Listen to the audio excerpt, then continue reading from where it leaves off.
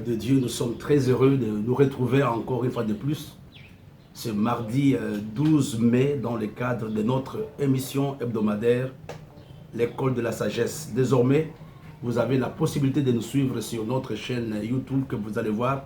L'adresse est mise en dessous de l'écran. Nous avons voulu prendre ces précautions ou ces dispositions pour que chacun d'entre vous puisse avoir le meilleur produit de tout ce que nous sommes en train de faire. Encore une fois de plus, bonjour et excellente semaine à chacun d'entre vous. Ce matin, nous voulons aborder un thème très important qui peut nous aider, surtout pendant cette saison. Je me rappelle le samedi passé, un pasteur m'a posé la question. C'est un ami que j'aime bien, que je respecte et qui nous suit tous les jours dans nos différentes émissions. Il m'a posé la question de savoir qu'est-ce que les pasteurs vont encore enseigner après le confinement. C'était une question pertinente. Il me dit, bon, on a parlé de la prospérité, etc., etc. Mais qu'est-ce que le pasteur va encore enseigner après le temps de confinement? Je me suis mis à rire, mais la question était pertinente. Et qu'est-ce que je lui avais dit? Nous allons enseigner la parole de Dieu. C'est quand nous allons rentrer dans la véritable parole de Dieu, nous trouverons la matière à donner à l'Église. Et ce matin, j'ai préparé un enseignement qui est très important pour toi pendant cette saison. Et le titre de notre message de ce matin est « Connaître le Dieu de Bethel ». Connaître le Dieu de Bethel. Tu peux le dire à ton voisin, tu peux le dire à ta femme, à ton mari, ou tu peux te le dire toi-même, je dois connaître le Dieu de Bethel. C'est un thème extraordinaire. Nous avons trouvé la référence dans le livre de Genèse au chapitre 31, verset 13. Je vais lire d'abord dans Parole de vie. La Bible nous dit, « Je suis le Dieu qui s'est montré à toi à Bethel. Là-bas, tu as dressé une pierre, tu as versé de l'huile sur elle, et tu m'as fait un vœu.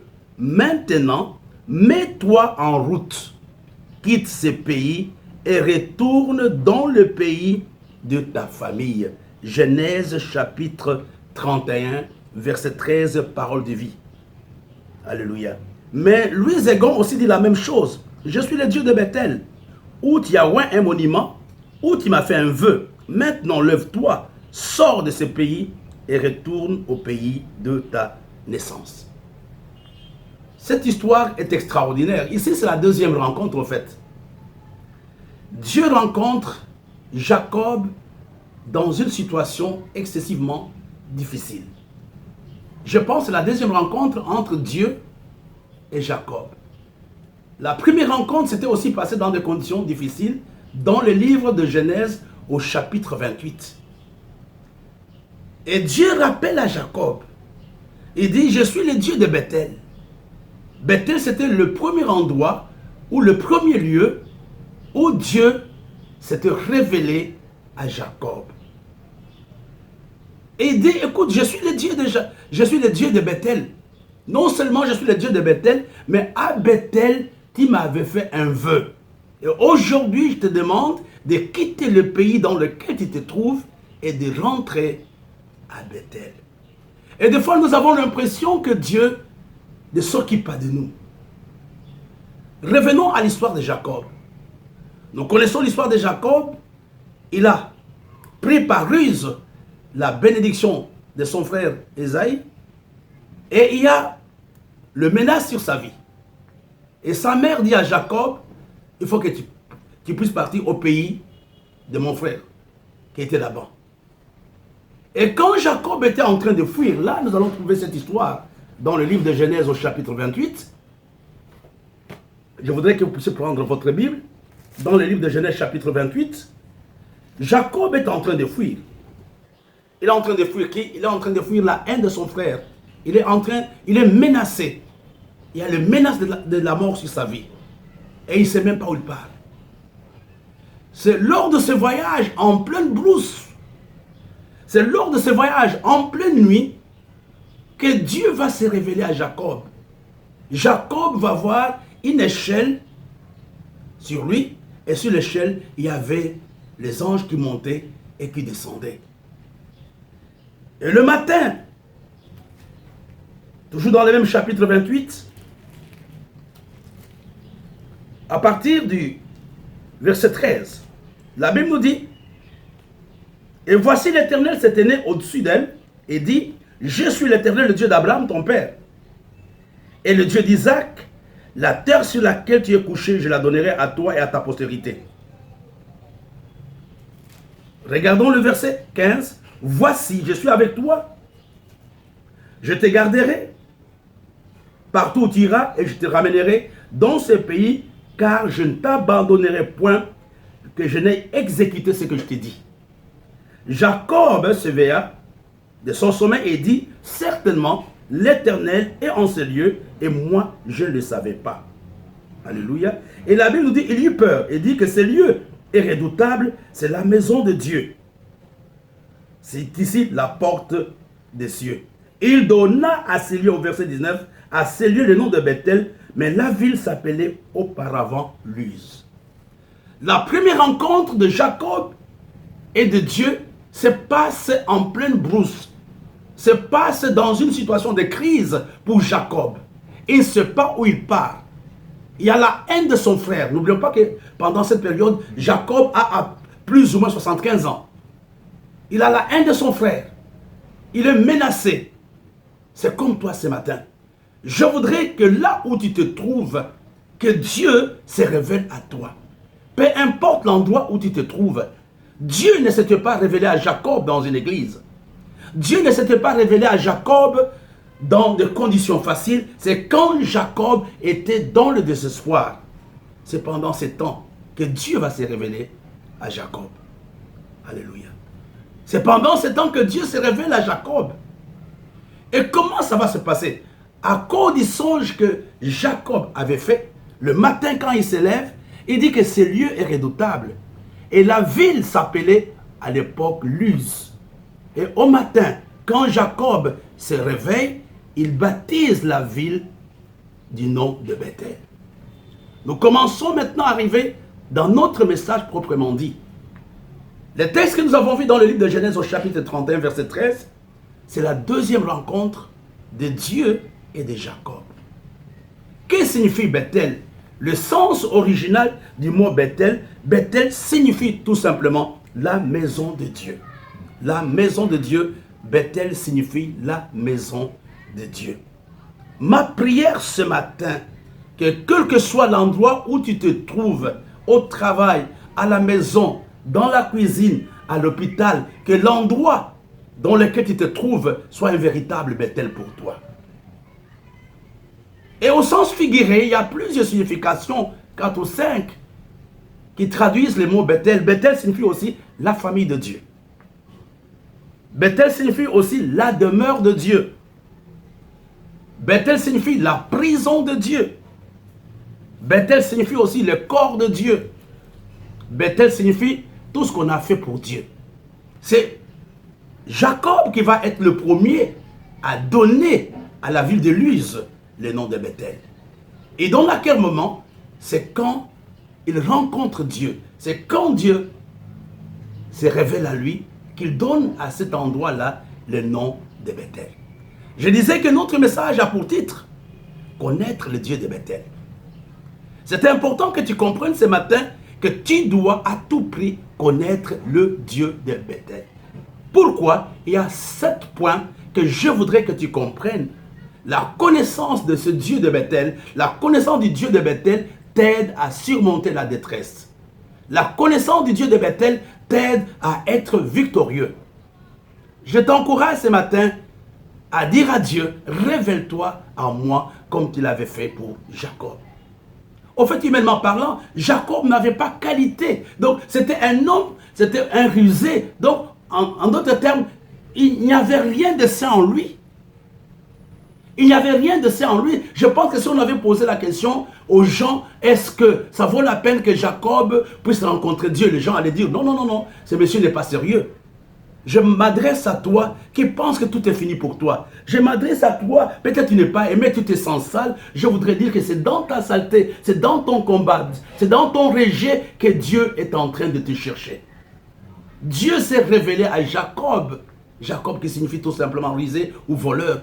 C'est en pleine brousse, il n'y avait pas de témoin. C'est dans ces conditions-là que Dieu se révèle à Jacob. Ce matin, ce mardi, je voudrais t'encourager à faire une simple prière avec moi. Seigneur, révèle-toi à moi ce matin. Révèle-toi à moi pendant cette saison difficile. Révèle-toi à moi pendant cette crise. Révèle-toi à moi pendant cette maladie. Révèle-toi à moi pendant ma vie de défaite. Pendant mon échec. Jacob avait plus ou moins échoué sur le plan familial. Il n'avait pas de bonnes relations avec son père. Il n'avait pas de bonnes relations avec son frère familial. C'est dans ce cadre-là que Dieu va se révéler à lui. Alors revenons à notre histoire. Pourquoi c'est important de connaître le Dieu de Bethel? Il y a 7 points qui sont très importants. N'oublions pas, la parole de Dieu nous dit, dans le livre de Genèse chapitre 28, verset 8, il se leva de bon matin, il prit la pierre dont il avait fait le cheveu, il la dressa pour monument, il versa de l'huile sur son sommet. Bethel, comme nous l'avons dit tout à l'heure, c'est la maison de prière. C'est la maison de Dieu. Dans le livre de Marc, au chapitre 11, verset 17, la Bible nous dit que ma maison sera appelée la maison de prière. Connaître le Dieu de Bethel, c'est avoir une vie de prière. Quand tu passes par les moments difficiles, il faut te rappeler qu'il y a un Dieu de Bethel. Le Dieu de Bethel, c'est le Dieu que nous invoquons. Un homme qui veut avoir la victoire dans la détresse, dans les moments difficiles, dans la maladie, un homme qui veut triompher, comme Jacob avait triomphé, il faut que cet homme entretienne une bonne vie de prière. La prière, c'est rien simple que parler avec Dieu. C'est avoir une communion quotidienne avec Dieu. Le premier avantage, un homme qui se trouve à Bethel est un homme qui prie. Premier point, connaître le Dieu de Bethel signifie tout simplement « je m'engage à être un homme ou une femme de prière ». Et n'oublions pas dans le livre de Genèse, au chapitre 12, curieusement, verset 8, Genèse chapitre 12, verset 8, la Bible nous dit, il s'agit d'Abraham, il se transporta de là vers la montagne à l'orient de Bethel et dressa ses tentes, ayant Bethel à l'occident et Aï à l'orient. Il bâtit encore là un autel à l'Éternel, il invoqua le nom de l'Éternel. Et nous voyons aussi que même Abraham, le grand-père de Jacob, avait invoqué Dieu à Bethel. Connaître le Dieu de Bethel, c'est m'engager à avoir une relation personnelle avec Dieu au moyen de la prière. Être un homme ou une femme de prière. La deuxième chose que je voudrais que nous puissions comprendre, Bethel, c'est le lieu où Dieu se révèle à l'homme. C'est à Bethel, c'était l'endroit où Dieu s'était révélé à Jacob qui était en train de fuir. Tu ne peux pas servir Dieu si tu ne sais même pas exactement qui il est. C'est à Bethel. C'est dans ce lieu-là, dans cette brousse, que Dieu va se révéler à Jacob. Il y a un texte dans le livre de Genèse, chapitre 35, versets 1 à 3. La Bible nous dit, Dieu dit à Jacob, lève-toi, monte à Bethel et demeure-y. Tu dresseras un autel au Dieu qui te apparut lorsque tu fuyais Ésaïe ton frère. Vous savez, Bethel, c'est le lieu de la révélation. C'est l'endroit de la révélation quand Dieu se révèle à l'homme. Ne sers pas le Dieu que tu ne connais pas. Dans les moments difficiles, dis à Dieu, je vais te connaître. Je veux avoir la révélation de ta personne comme étant un Dieu qui guérit, comme étant un Dieu qui délivre, comme étant un Dieu qui bénit. Un homme qui veut aller loin avec Dieu doit avoir la révélation de ce Dieu qu'il sert. Connais le Dieu que tu sers. Connais le Dieu de Bethel. Bethel, c'est le lieu de la révélation.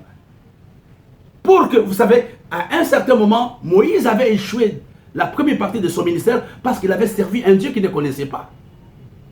Mais devant les buissons ardents, Dieu s'était révélé à Moïse. Et c'est à partir de ce moment-là que Moïse était devenu un leader imbattable dans la vie. Bethel, c'est le lieu de la transformation. Tu ne peux pas servir Dieu si tu n'es pas transformé. La ville de Bethel s'appelait avant Luz. Mais quand Jacob rencontre Dieu, La ville n'était plus appelée Luz, la ville a été appelée Bethel.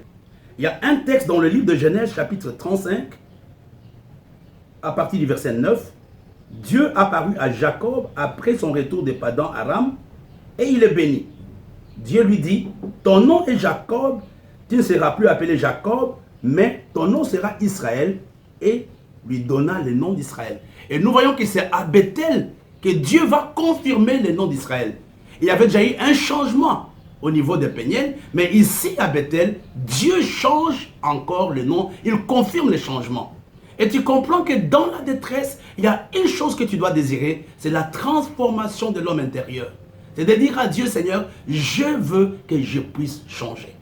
Le quatrième point, Bethel, c'est aussi le lieu où nous recevons l'onction et l'action de l'Esprit de Dieu. La Bible nous dit dans le livre de Genèse, chapitre 28, verset 18, que Jacob avait versé de l'eau sur la pierre. On peut le lire. Et Jacob se leva de bon matin, il prit la pierre dont il avait fait son cheveu, il la dressa pour un monument et il versa de l'huile sur son sommet. Sur son sommet. Donc c'est l'endroit où je reçois l'onction et l'action du Saint-Esprit. Et regardons toujours dans le même chapitre. Il y a une déclaration que Jacob est en train de faire, ou avait fait, dans le livre de Genèse chapitre 28, à partir du verset 21. Qu'est-ce que la Bible nous dit? Jacob fit un vœu en disant, si Dieu est avec moi et me garde pendant ce voyage que je fais, s'il me donne du pain à manger et des habits pour me vêtir, et si je retourne en paix à la maison de mon père, alors l'Éternel sera mon Dieu. Bethel, c'est aussi le lieu du renouvellement, où c'est le lieu de l'alliance. Il y a des choses que tu peux demander à Dieu. Il y a des promesses que tu peux. Il y a donc des engagements que tu peux faire vis-à-vis de Dieu pendant cette période. Seigneur, si toi tu fais ceci, une alliance a toujours des parties. Moi, voilà ma part. Toi, fais ceci et fais cela. L'endroit où l'homme fait des promesses à Dieu, l'endroit où l'homme prend des engagements vis-à-vis de Dieu, c'est toujours à Bethel. Et le cinquième point, plutôt le sixième point, Bethel, c'est le lieu où nous déposons notre reconnaissance à Dieu. C'est l'endroit où je deviens reconnaissant à Dieu. Qu'est-ce qu'il dit? Si je retourne en paix à la maison de mon Père, alors l'Éternel sera mon Dieu. Cette pierre que j'ai dressée pour monument sera la maison de Dieu et je donnerai la dîme de tout ce que tu me donneras. C'est l'endroit où l'homme reconnaît qu'il est Dieu. C'est l'endroit où l'homme se consacre, pas se consacre, donne sa reconnaissance à Dieu. Je vais faire une synthèse de tout ce que nous avons vu pendant ces quelques minutes. La première chose, connaître le Dieu de Bethel, premièrement, c'est être un homme de prière. Ma maison sera appelée la maison de prière. Sois un homme de prière pendant cette saison. Connaître le Dieu de Bethel, c'est avoir la révélation de ce Dieu que tu adores, de ce Dieu que tu prêches. Connaître le Dieu de Bethel, c'est aspirer à la transformation pour une vie nouvelle, comme Dieu avait changé le nom de Jacob en Israël, et Jacob avait changé le nom de Luz en Bethel. Toi, la même chose, tu peux dire à Dieu, donne-moi un autre nom pendant cette saison. Connaître le Dieu de Bethel, c'est simplement demander à Dieu de recevoir pour qu'il t'accorde son onction et sa grâce, sa puissance pendant cette période.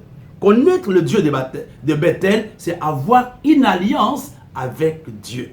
Et le sixième point, le Dieu de Bethel, c'est simplement apporter et déposer sa reconnaissance à Dieu. Connaître le Dieu de Bethel, c'est me reconsacrer à son service. Voilà 7 choses qui sont importantes pendant cette crise sanitaire. Même si le confinement est fini, la parole de Dieu n'est pas finie. Nous avons rencontre. Nous commençons un séminaire important à partir de demain, mercredi. Nous commençons un séminaire de 4 jours. Mercredi de 17h30 à 18h30. Jeudi 17h30, 18h30. Vendredi 17h30, 18h30. Samedi matin, nous allons avoir la Sainte Seine à partir de midi 30, de midi jusqu'à midi 30. Et nous allons terminer ces séminaires. Pour la première fois, nous allons avoir un service spécial le dimanche matin de 8h30 à 9h avant le grand culte. Nous allons avoir un direct que nous avons appelé le pain des champions. Ça sera pour clôturer ces séminaires. Je voudrais vous encourager à connaître le Dieu de Bethel. Rendez-vous demain à partir de 17h30. Que Dieu vous bénisse et que le Dieu de Bethel soit avec vous. Your love is kind. Your love is patient.